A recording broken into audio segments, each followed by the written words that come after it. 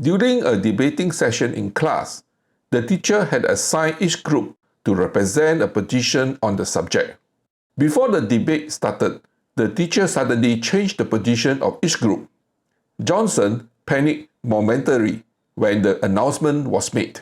Then he felt the flood of energy that came from getting the overview in a new and different way. Johnson won the debate, but had a powerful experience.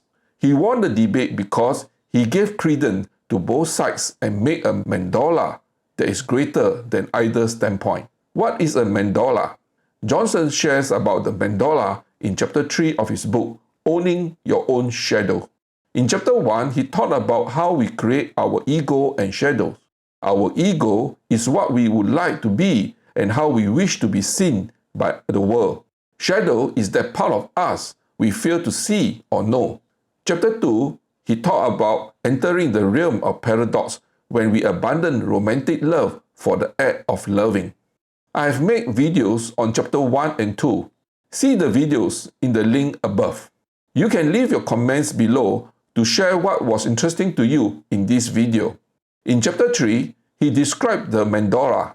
Technically, a mandorla is that almond-shaped segment that is made when two circles partly overlap.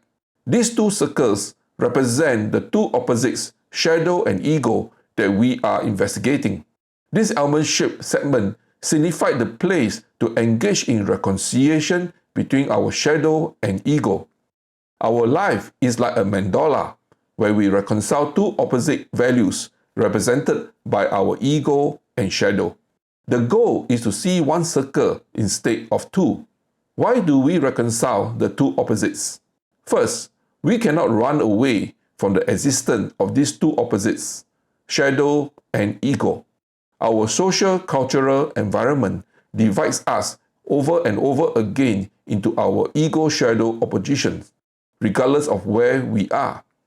This ego-shadow opposite discourages us and batters us until we struggle to live with the painful contradictions of life. For our sanity's sake, we need to reconcile them. Second, we diminish the shadow we impose on others. When we stop projecting our shadow on others, we contribute less to the general darkness of the world around us, especially in our family. We do not add to the collective shadow of our social cultural environment.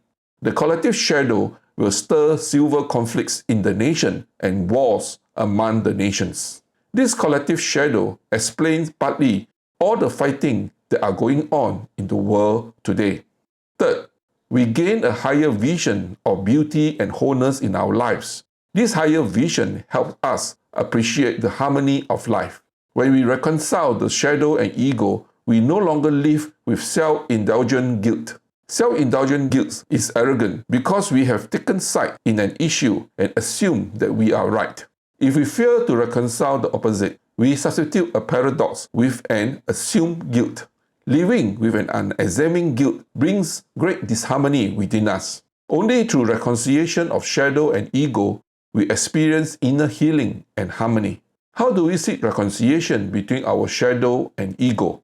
Johnson suggests at least 3 ways to form a mandorla with our shadow and ego. First, a well-structured sentence restores unity to our fragmented world of shadow and ego. Such well-structured sentences are mandorla when we equate the shadow and the ego, or vice versa, and cancel the quarrel between the two. This kind of sentence is like a mathematical equation with the verb in the sentence representing the equal sign. When we construct a true statement with a verb representing the equal sign, we make a mandorla. For instance, Johnson liked to talk his way through a dilemma when he is stressed. He realized this when he used a tape recorder to tape his message for his friend and vice versa. Such communication allowed him to engage his feeling and gave him freedom to process his thoughts without interruption. This freedom allowed him to make mandorlas from two opposing thoughts through his speech. The two opposing thoughts gradually begin to overlap and the mandorla grows. Freud called this process the talking cure. The second way to form a mandorla is through good stories.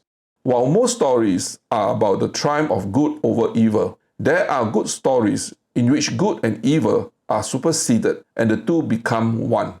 Good stories only hint at synthesis of opposing views. For instance, Johnson shared a story from the Bible. The story is about Moses and the burning bush.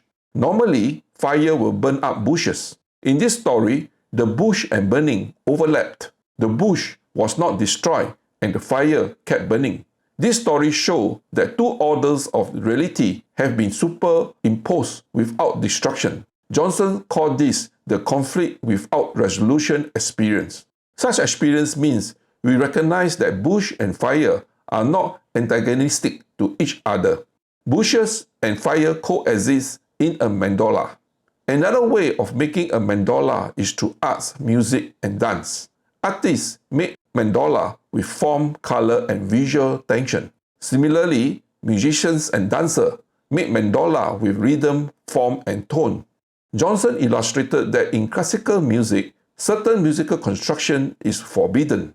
One particular construction of musical notes makes a sound resembling the braying of a donkey. This construction is forbidden in classical counterpoint because the sound is the most ragged and disjointed.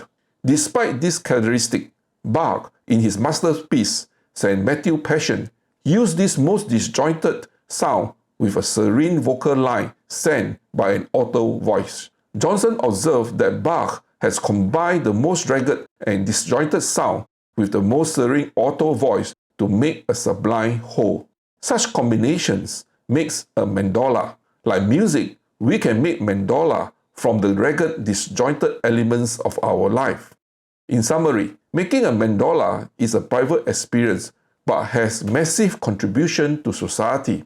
Johnson writes, if you want to affect your environment, don't get lost in your activism. Stop for a moment and make a mandorla. Don't just do, be something. While the social, cultural environment divides our world into private and public, everyone has only one world, our human consciousness. If we fail to live a unified life, such as our ego and shadow is one, public and private life is one, we will impose our shadow on each other. The culminating effect is that our society will pay a general price with collective phenomena such as war, violence, and racism. On the other hand, making mandorla will lead us to a higher vision of beauty and wholeness that is the great prize of human consciousness. The choice is yours. If you like this video, give it a thumbs up and share it with your friends. If you have learned something interesting, please share with me in the comments below. I'd like to hear from you. Subscribe to this channel for future updates. Thank you for watching.